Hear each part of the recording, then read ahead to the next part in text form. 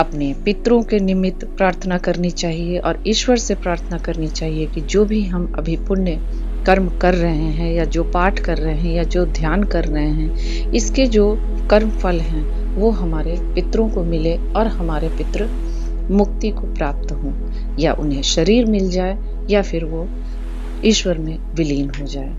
तो हर रोज इन 15 दिनों के पक्ष में आप 10 मिनट का समय अपने पितरों के निमित्त ध्यान कर सकते हैं। दूसरा, अपने पितरों के लिए भोग निकालें। हर रोज यदि संभव है तो हर रोज निकालें 15 दिनों तक। अगर नहीं संभव है, आप हर रोज नहीं कर सकते हैं, तो अमावस्या को ये महादान होता है। आप अमावस्या के दिन एक ही दिन आप करके भी वो सारे पुण्य प्राप्त कर सकते हैं जो इन 15 दिनों में आपने नहीं किया है, या जो भी 15 दिनों में भी आप पूरी कर सकते हैं, प्राप्त कर सकते हैं या अपने पितरों के निमित्त कर सकते हैं। वो आप यदि नहीं कर पाते हैं, वो तब जब आपके लिए निश्चित एक कारण हो जिसके कारण आप वो समय नहीं निकाल पा रहे हैं। यदि आप फ्री हैं और कुछ नहीं कर रहे हैं और उसके बाद भी आप ये मानसिकता रखते हैं कि चलो अमावस्या के दिन कर देंगे और हमारे पितरों को तो मिल ही जाएगा, ठीक है वो मिल जाएगा, लेकिन कहीं ना कहीं वो पूर्ण रूपे न आपको उनका आशीर्वाद नहीं मिलेगा, क्योंकि आपका कारण जो है वहाँ मान्य नहीं है। उन्हें भी पता होता है आपके कर्मों के विषय में और आपके आलस्य के विषय में। तो आप कृपया आलस्य ना करें और अपने पितरों की मुक्ति के लिए प्रार्थना अवश्य करें। साल में एक बार का समय होता है, ये अवश्य हर किसी को करना चाहिए। ये पितरों का त्योहार है, आप इसे जरूर मनाएं। तो क्या करना है, कैसे भोग निकालना है? हर रोज आपने कोशिश करें 12 बजे के बाद, दोपहर को 12 बजे के बाद यदि करें, 12 बजे से 4 बजे के बीच में अगर करें तो बहुत अच्छा है। अगर नहीं करें, दोपहर के टाइम में आप नहीं कर पा रहे हैं, आपकी व्यस्तता है, तो आप सुबह भी कर सकते हैं या शाम को भी कर सकते हैं। तो क्या करना है, आपने चावल बनाना है, उबालना है चावल, और बिल्कुल गर्मा गर्म, जैसे पतीले में चावल बना रहे हैं, तो जब वो चावल बन के तैयार होगा उसी समय आपने उसे एक केले के पत्ते पे डालना है। वो चावल आप 100 ग्राम भी हो सकता है, 50 ग्राम भी हो सकता है, आधा किलो भी हो सकता है या 1 किलो भी हो सकता है। वो आप अपने सुविधा के अकॉर्डिंग उसको आप कर सकते हैं। उसके ऊपर थोड़ी सी दही डालें।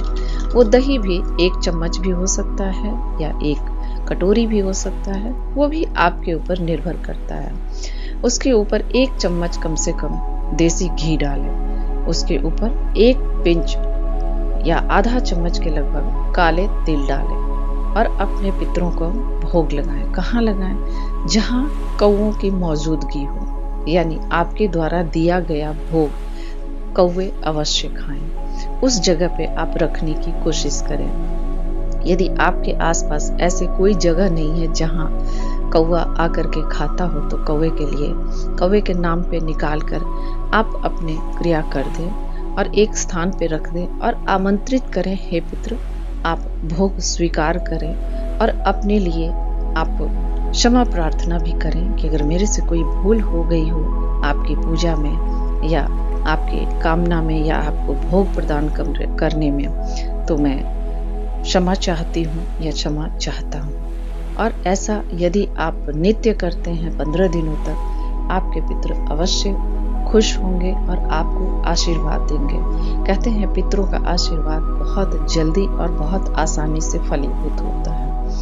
आप ये करके भी अपने जीवन के दुखों को कम कर सकते हैं। यदि आप किसी की आत्मा को सुख पहुंचाएंगे तो आपको सुख अवश्य मिलेगा। ऐसा विश्वास रखें और ये पितृपक्ष का फायदा उठाएं और पितृपक्ष में आप ये सारी क्रियाएं करें और पितरों के निमित्त हर रोज अपने पितरों को याद करें, उन्हें प्रणाम करें। उनके नाम पे यदि किसी गरीब को भी दान कर सकते हैं तो वो भी करें, वो आपकी श्रद्धा के ऊपर है।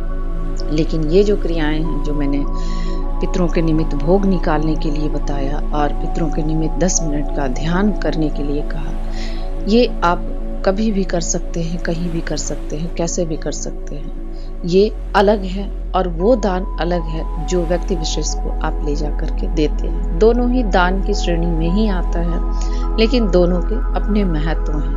आप इसे अवश्य करें और अपने जीवन में आप पितरों का आशीर्वाद प्राप्त करें और अपने जीवन को सुखमय बनाएं।